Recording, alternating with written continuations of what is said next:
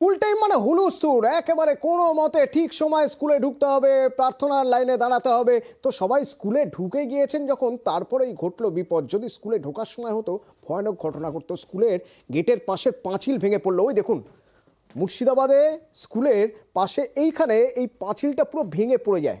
দেখুন কি অবস্থা।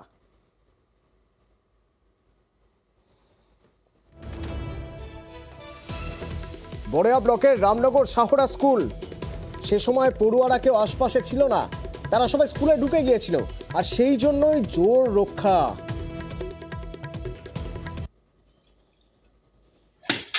ভিতরে চলছে স্কুল, আর বাইরে ভেঙে পড়লো হুড়মুড়িয়ে পাঁচিল।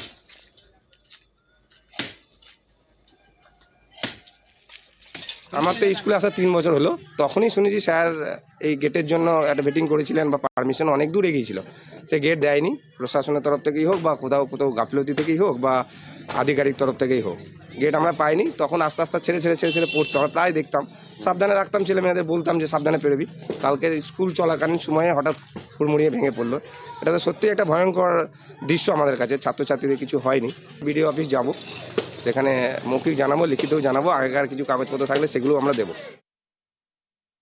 অনেক দিন থেকে মানে কীরকম হয়েছিল গেটটা, তাই সরানা কথা হয়েছিল।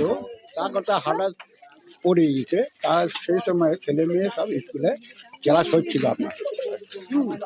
সেই সময় হ্যাঁ, ক্লাস চলাকালীন ভেঙে পড়েছে। ঈশ্বরের ইচ্ছায় তা হলো না। আমাদের কপাল ভালো, স্কুলে বিদ্যালয় কপাল ভালো বলে বেঁচে গেলাম। আর